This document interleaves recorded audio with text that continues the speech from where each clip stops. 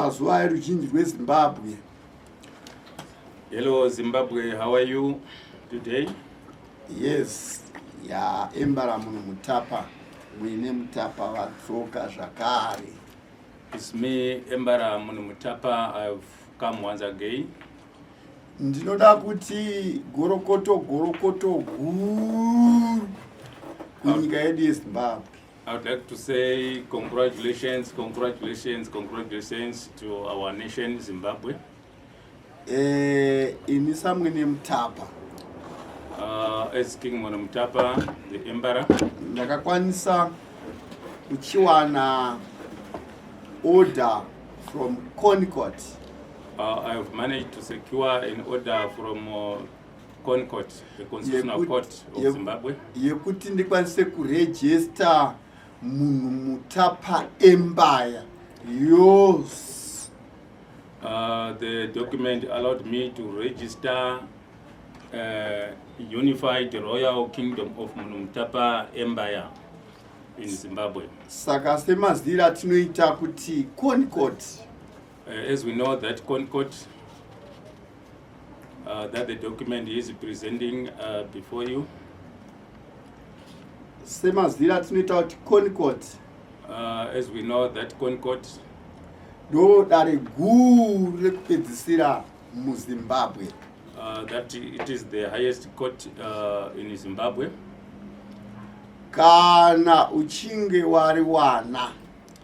When you get such a document from this court, zvozvareva kuti legally, it would mean that legally ndini last signature muZimbabwe. It means that His Majesty is the last signature in the land of Zimbabwe. Ndakagara pasi. I had to sit down nevehumambo hweAfrica yose. With the royal kingdoms of Africa. Vakanyorawo yavo embaraship ya King Munhumutapa. They also wrote an order for His Majesty as an emperor. Represent Africa. Representing the entire Africa. Saka kana tichiti Munhumutapa Empire. When we say Munhumutapa Empire, inosvika kuSouth Africa. It starts from South Africa. Inosvika kuBotswana. Botswana. Inosvika kuZimbabwe. Zimbabwe. Inosvika kuMozambique. Mozambique. Inosvika kuMalawi. Malawi. Inosvika mativi mana ose eCentral Africa muSADC. It covers the whole of Southern Africa. Icho kwadi nehumbo hukuru. It is true with tangible evidence kuti I, Embara King Timothy Chiminya, that His Majesty Emperor King Munhumutapa, ndo Embara with Southern Africa and Central. That is the Emperor of Southern and Central Africa. Naizvozvo, upon that, tiri kuita dare musi wa10 December kwaMuringa 2026 rekuturwa kwenyika. He's going to hold a dare where all the Mondoros gonna converge at Marambinda in Sadare Mountain for the restoration of the country to its ancestral spirits. Tichirangarira chicherechedza magamba edu akatifira muhondo nevamwe vakasunungura nyika ino vanovapo vapenyu. We'll be remembering our war heroes, those who have died and the living, and all those who contributed during the war liberation of Zimbabwe. Vanhu vose ivavo, all those people, tinovarangarira nekusuka ropa ravo nekuvaviga zvakanaka. We are going to remember them, all of them, and also to cleanse their blood, which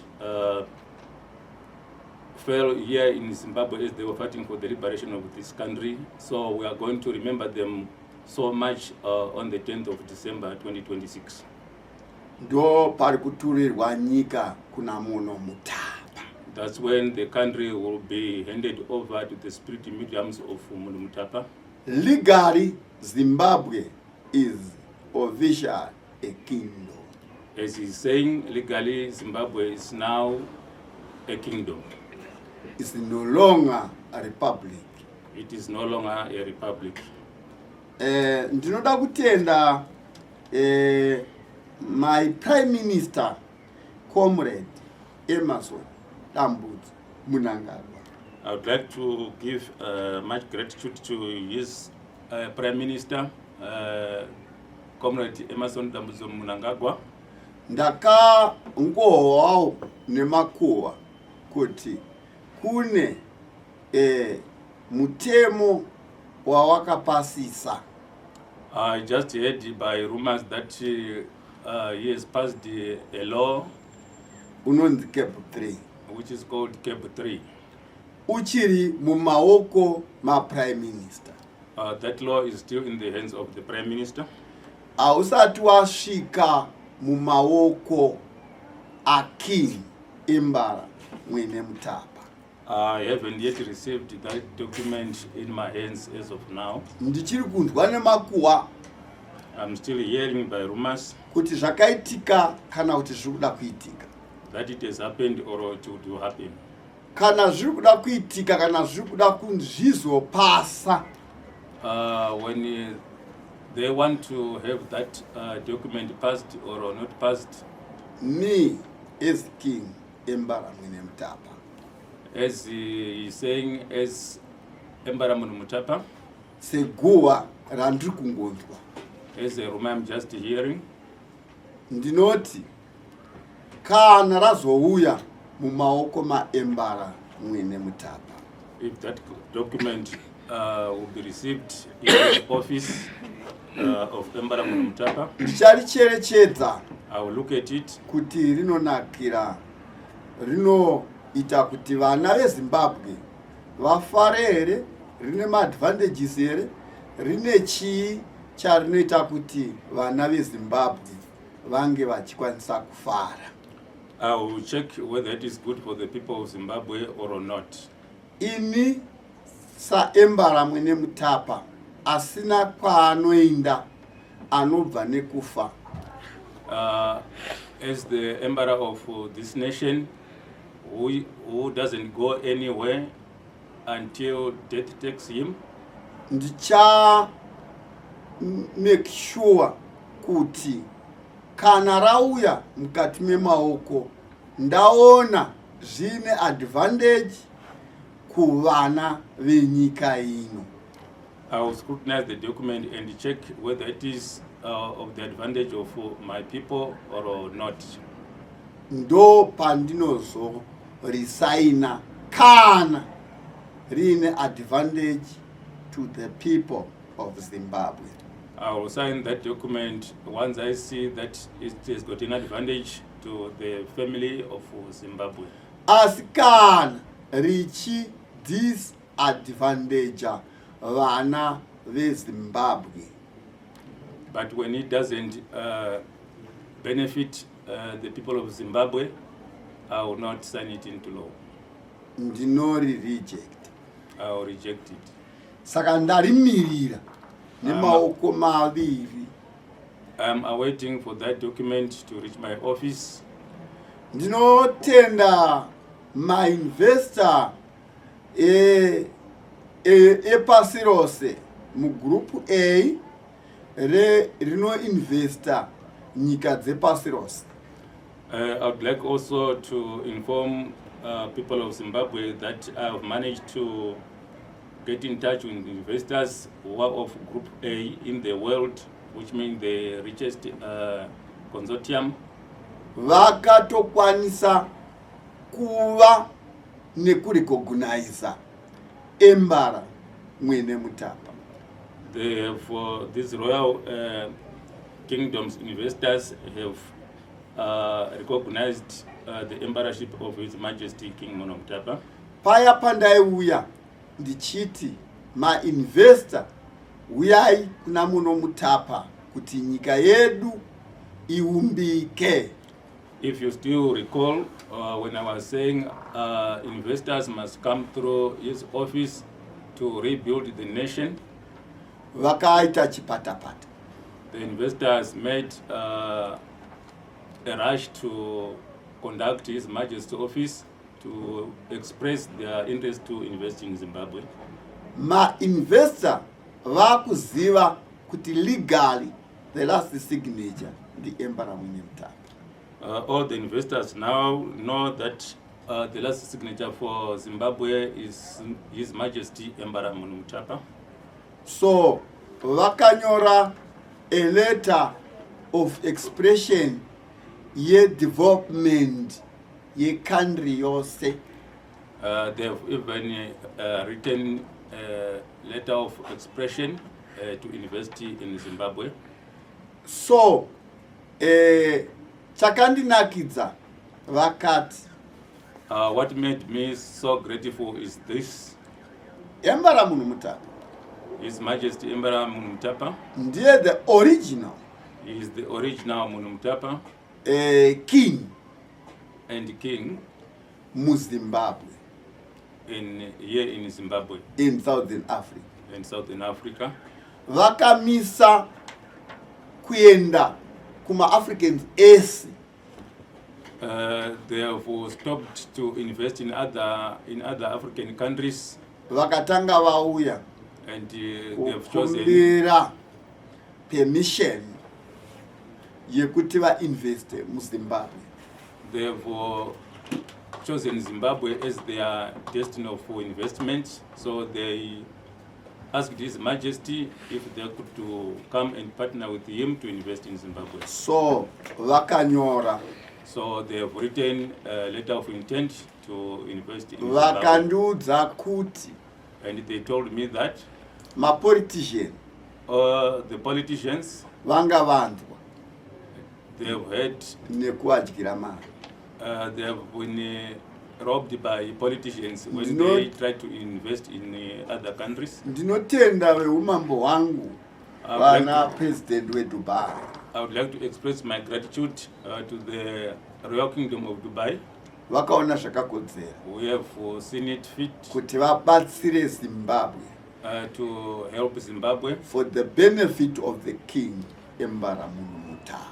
for the benefit of His Majesty King Munhumutapa and the entire Your country, benefit yevana veZimbabwe vari vana vaMunhumutapa.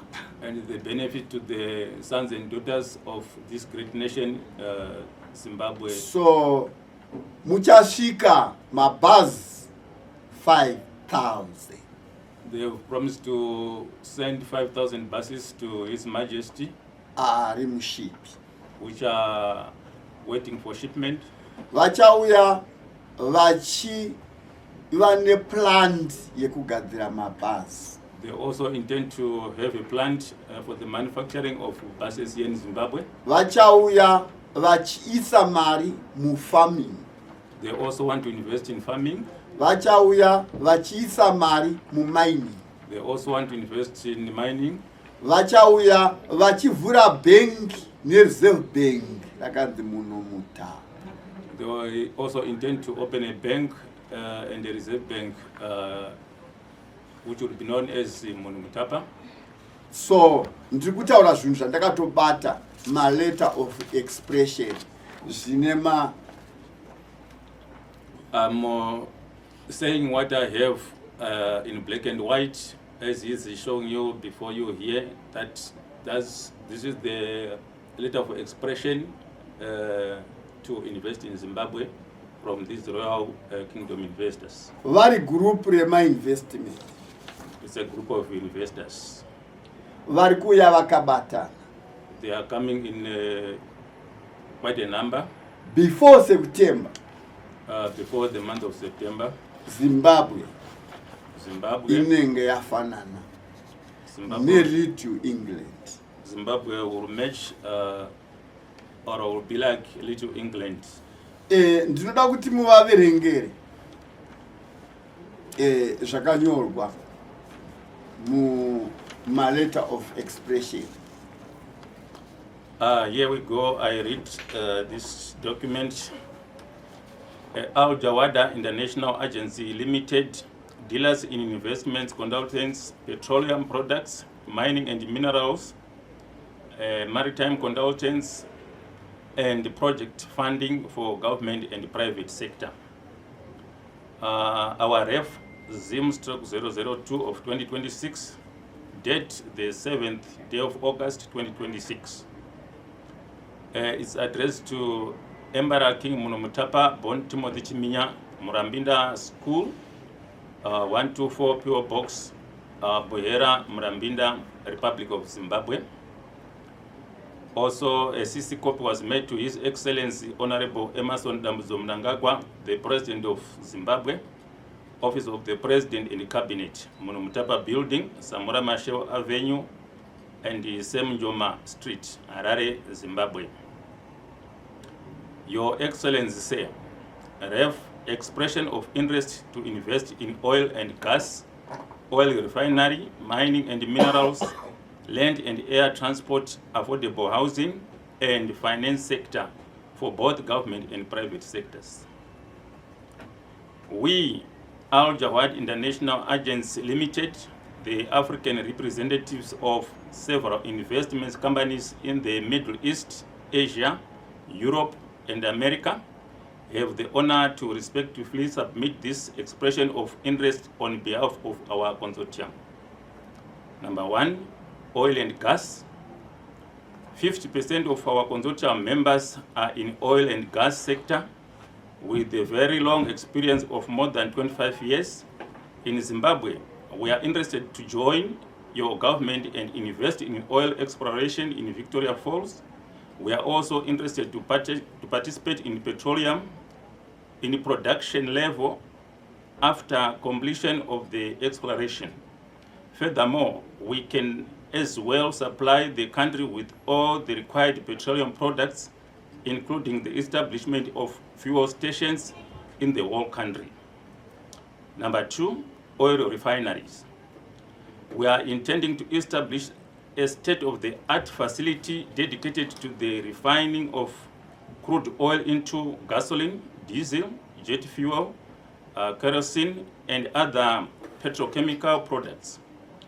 This facility will replace the old oil refinery in Harare, which we understand that it is no longer in its service.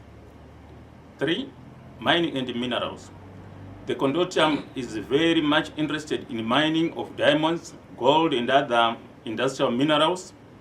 We are willing to establish a polishing factory for diamonds and putting up a gold refinery to refine gold into the required bullion international standards. Number 4, land and air transport. A, land transport.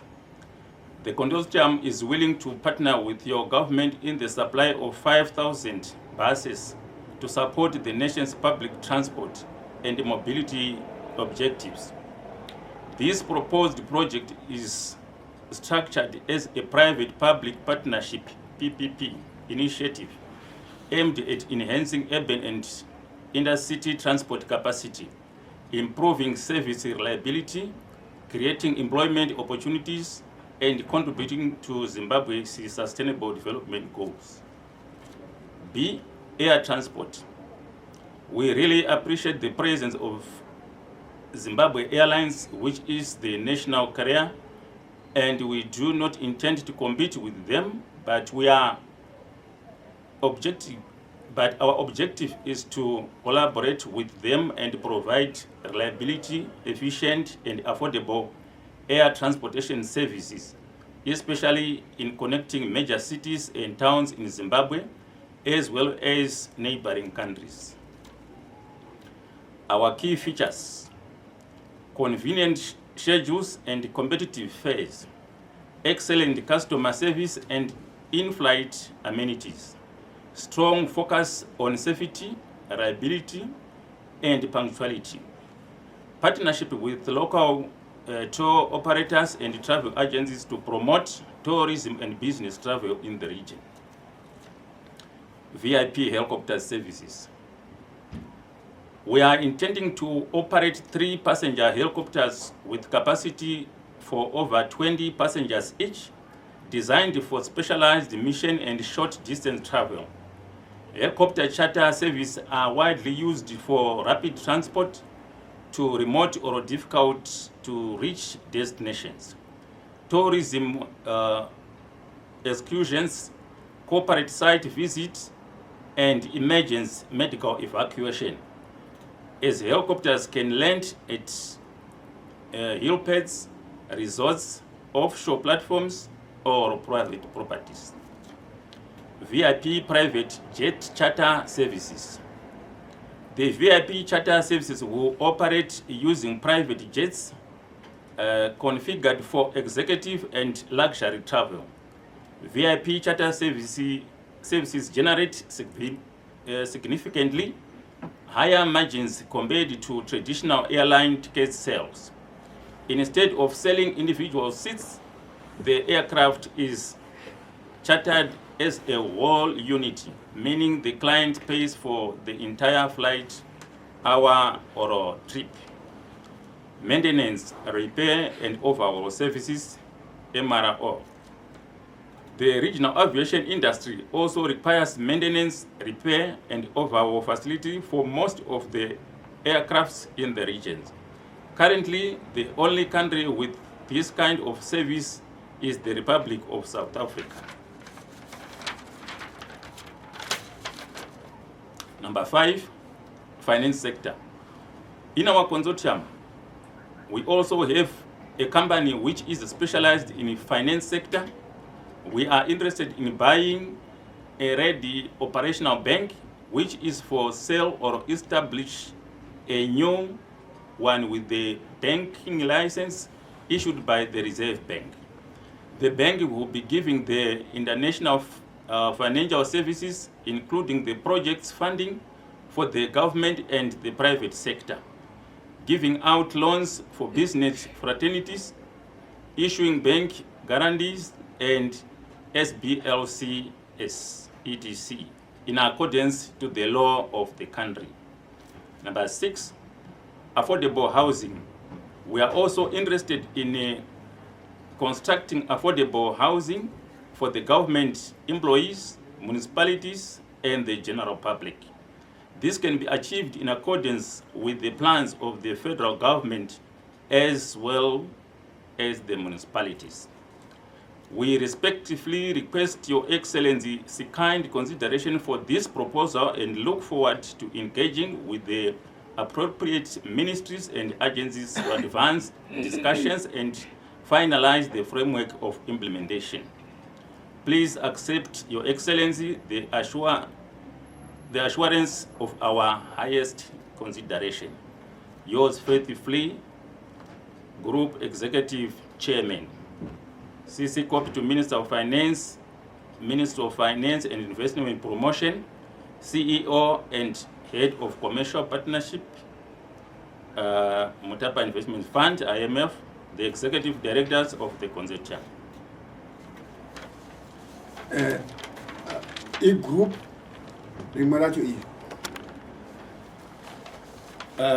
there is also another investor who has shown interest in the investments in Zimbabwe.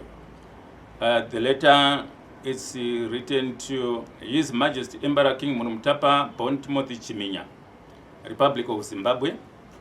Subject: expression of interest for strategic collaboration in Zimbabwe's utility scale solar energy projects. Your Majesty Emperor King Munhumutapa Bon Timothy Chiminya, on behalf of Green Universe Enterprise, we are honored to express our sincere appreciation for the opportunity to explore the renewable energy investment opportunities currently being advanced within the Republic of Zimbabwe. Following our introduction through Captain Salim, and our preliminary review of the available project information, we have developed a strong interest in Zimbabwe's growing portfolio of utility-scale renewable energy developments. We commend Your Majesty's vision and leadership in advancing the nation's energy infrastructure, accelerating the transition towards clean energy, and fostering any investment environment that promotes sustainable economic growth and long-term national development. Green Universe Enterprise is an Omani-based company specializing in renewable energy, engineering solution, sustainability, and infrastructure development. We are committed to delivering innovative, reliable, and sustainable energy solution through technical excellence, strategic partnership, and responsible project execution. Our objective is to contribute to the global energy transition by developing projects that generate long-term economic, environmental, and social value. For Your Excellency kind reference, we have enclosed the Green University Enterprise Company profile, providing an overview of our organization, technical capabilities, and areas of expertise. Recognizing the strategic importance of Zimbabwe's renewable energy initiatives, Green Universe Enterprise is keen to explore opportunities for collaboration across the renewable energy value chain. Subject to the outcome of our internal assessment, we are particularly interested in evaluating potential participation through strategic partnership, project development, engineering services, technical advisory, investment participation, and EPC collaboration. Our interest extends to the renewable energy projects presented, including but not limited to Unyani Eastern Agro-Industrial Special Economic Zone, AISEZ solar project. Secondly, Raven's 50 megawatt Shangani solar PV power plant. Unigaga Chegutu solar PV power plant, and the Wange solar power plant project. Lastly, other current and future renewable energy opportunities promoted by the government of Zimbabwe and the Zimbabwe Investment and Development Agency, ZIDA. To facilitate a rigorous technical, commercial, financial, and investment evaluation, we respectively request access to the complete project data package and all available supporting documents. Access to this information will enable Green Universe Enterprise to undertake comprehensive feasibility studies, technical due diligence, engineering review, commercial analysis, financial modeling, regulatory evaluation, and risk assessment in accordance with our internal investment evaluation framework. Where available, we would appreciate receiving the following documentation. Number 1, project information memorandum, PIM. 2, detailed technical and engineering documentation. 3, feasibility studies. 4, solar resource assessment projects, reports. 5, environmental and social impact assessment, ESIA. 7, grid connection and transmission studies. 8, land ownership, site status and permitting documentation. 9, power purchase agreement, PPA, framework and commercial arrangements. 10, financial models and project commercial structure. 11, development schedule and procurement strategy. Lastly, any additional documentation relevant to prospective investors, strategic partners, and EPC participants. Upon receipt of the requested information, Green Universe Enterprise will initiate a structured internal evaluation process comprising technical due diligence, engineering review, commercial assessment, financial modeling, regulatory evaluation, and comprehensive feasibility study. This process will enable us to determine the most appropriate framework for potential collaboration while ensuring alignment with the project's technical, commercial, financial, and strategic objectives. In addition, we recognize the importance for establishing strong partnership with the local stakeholders. Should Green University Enterprise proceed to the next stage of projects in evaluation, we would welcome the opportunity to collaborate with qualified Zimbabwean companies, consultants, contractors, suppliers, and service providers. We firmly believe that local partnerships are fundamental to successful projects delivery, promoting knowledge transfer, strengthening local capability, creating employment opportunities, and maximizing long-term value of Zimbabwe and its communities. We firmly believe that Zimbabwe possesses exceptional renewable energy potential and offers a compelling environment for long-term investment in sustainable energy infrastructure.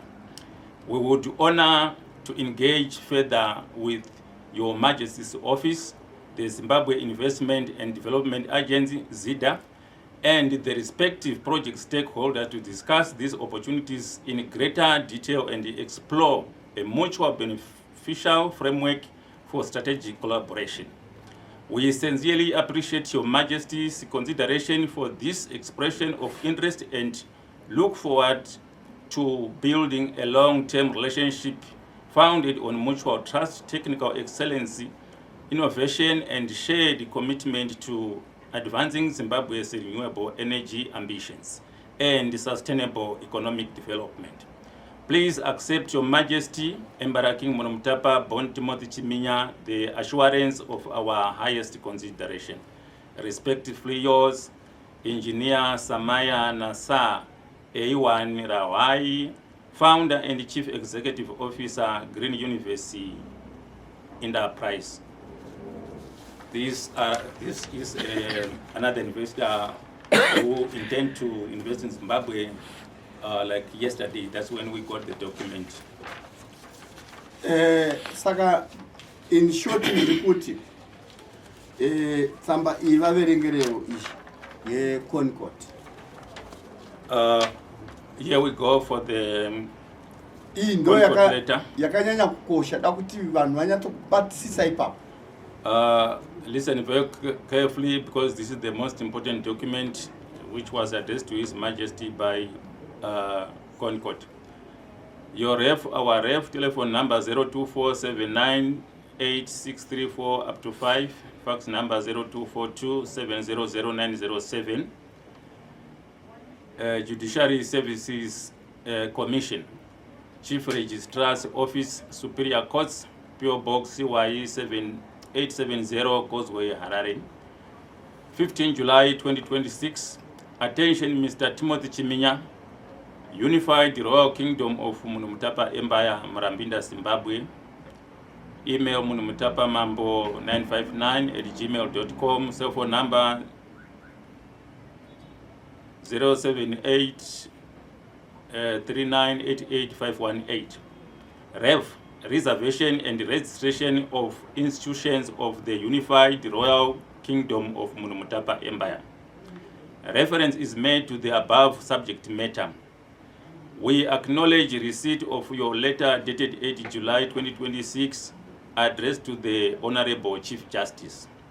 We kindly advise that the contents thereof have been duly noted. A Chuma, Chief Registrar, Superior Courts, CC Honorable Chief Justice, and it is termed 15 July 2026. Right.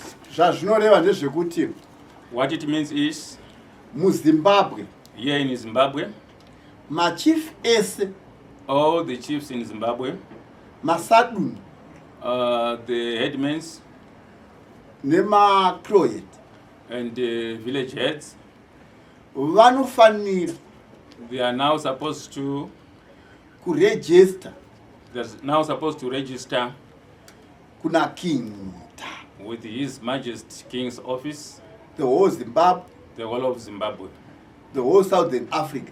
and the whole Southern Africa.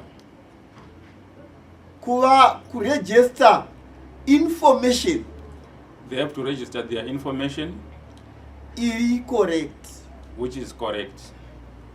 Kana wakagara pauchief If you are on the throne of chieftainship, uri mukati medzinza which is derived from your clan, asi usiriwe, but when you are not the real chief who is supposed to be on that throne, zvinoreva kuti what it means is, unenge usiriwe. it means you are not the rightful heir of that chieftainship. Inini as Embaramu I, as Embara Munhumutapa, ndichange ndichiisa mamax, I'll be vetting all those chiefs. ndichavheta I will vet zvakasimba strongly all chiefs. kuti upinde For you to be on the Munhumutapa throne of Empire chieftains, for you to be registered with the Mutapa Empire kubva kuSouth Africa, from South Africa, kubva kuZimbabwe, in Zimbabwe, kubva kuMalawi, from Malawi, kubva kuBotswana, in Botswana, kumativi mana ese enyika. from all the areas of Southern Africa. Make sure You must make sure ma local governments the local government, vakatipa zvinhu zviri correct. they should provide us with correct information. Ndikafamba kudunhu rako If I'll come to your chieftain areas, ndikanzwa kuti hausiriwo unofanira kunge uri, if I would hear that you are not the rightful heir of that chieftainship, kana uri chief uri sadu, if you are a chief or a headman, mondoro dzedunhu rako the ancestral spirits of your region, dzinofanira kunge dzichipupura. they must confess and declare you as the rightful person. Ini hazvichandinetsi With me, it would not be a problem. kumaka mapepa ako It would not be a problem to verify you as a king as His in Majesty the empire. and Embara. Ndiri kutaurira Southern Africa and Central Africa. I'm saying this to Southern Africa and Central Africa. Ndinoziva kuti pane zvinhu zvakawanda zvaiitwa I know there are a lot of shenanigans which were happening muchishanda when you were working nehurumende. with the governments. Hurumende dzimwe nguva yaifevhera munhu At times the government would favor someone to the throne nekuti ada pati yake. because of their allegiance to their party. Umambo ndehwedzinza, Chieftainship is of royal lineage. zvinofanira kunge It must be chero akasada pati yehurumende, whether he dislikes the government, asi mondoro ichimuda, but when there's the spirit mediums of the region loves you, tinoisa ari kudiwa nemondo, would respect the wishes of our ancestors. tinosungirwa kuisa vendoro. We are allowed and restricted to put rightful people to the positions of Masabu, chiefs, makings, machiefs headmen, nemaheadmen. village heads, Masabu that's a village head, and masadun headmen nemachiefs and chiefs. with all Southern Africa. for all Southern Africa. Ndichange ndine department I will have a department ra-Kings remunhumutapa Empire of His Majesty's office, richange richita due diligence which will be doing proper verification of each and every country and of each country kuti ndiwe here, to verify if you are the rightful heir of the position you are holding at the moment. nekuti this rinonipa power Because the document Concord. from the Concord gives him power to do that, kuti ndichiita verify Southern Africa yose it gives him power to verify all the chiefs in the region of Southern Africa. ndine urombo mapresident prime minister I'm very sorry to the Prime Minister. ndine urombo colonialism yakaisa maborder. I'm also sorry for the colonizers who put borders in our country. Masoja enyika idzodzo All armies from those kingdoms, mabhodha enyu achashanda chete kuchengetedza nyika dzamunenge muchichengetedza. the borders will remain relevant just only for the custodianship of your countries which are residing in as of the Inini moment. sa Embara I is Embara, munhu wese Southern Africa and Central all people from Southern Africa and Central Africa anofanira kuwana ID yakanzi Munhumutapa Embara. they must have an ID that will be a Munhumutapa Empire. And the passport inenge yakanyorwa kunzi Munhumutapa Empire. And a passport written Munhumutapa Empire. Zvichireva kuti kana uri weku Mozambique What it means is if you are coming from Mozambique, inenge yakanyorwa kuti Munhumutapa Empire Mozambique. it will be written Munhumutapa Empire Mozambique. Kana uri weku Botswana When you are from Botswana, Munhumutapa Empire Botswana. Munhumutapa Empire Botswana. Kana uri weku South Africa If you are from South Africa, Munhumutapa Empire South Africa. Munhumutapa Empire South Africa. Kana uri wemuZimbabwe When you are from Zimbabwe, Munhumutapa Empire Zimbabwe. Munhumutapa Empire Zimbabwe. Tichazova nemari 1 We are going to have one currency Munhumutapa money which will be called Munhumutapa money. kumberi kwatiri kuenda. In the near future, we are going. Tichachinja currency yemuno muZimbabwe. We will change the currency here in Zimbabwe. Munhumutapa currency Zimbabwe It will be Munhumutapa currency Zimbabwe. inenge yakasimba It will be the strongest currency. kudarika macurrency ese akamboitika. It will surpass all the currencies which have once been used here in the country. Kubuda kwemaminerals nekupinda kwawo The exportation and coming in of minerals into this country, inofanira kuappruvwa naMunhumutapa King it will Empire. it will be firstly approved by His Majesty's office. KuBotswana, kuMozambique, Be it in Botswana, Malawi. Mozambique, Malawi, kupi. wherever. Chizivai macountries ose achazoda kuuya kudevelopa muAfrica. Know it all those countries which would want to come to invest in Africa, They will come through Munhumutapa. they will come through Munhumutapa. Pachange paine auditing inoaudita Munhumutapa Empire in Southern Africa. We will establish a strong audit team that will audit all those issues in Southern Africa. Kana wakaita corruption, When you have once been a corrupt somebody, kana uri prime minister, be it a prime minister, une kodzero you have got the right. yekudzingwa naMunhumutapa.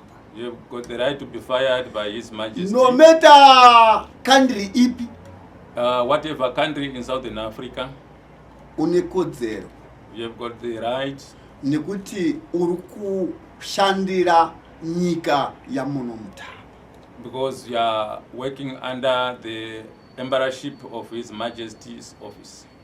Ndinotenda. I thank you very much. Siyabonga, I think. Siyabonga, thank you.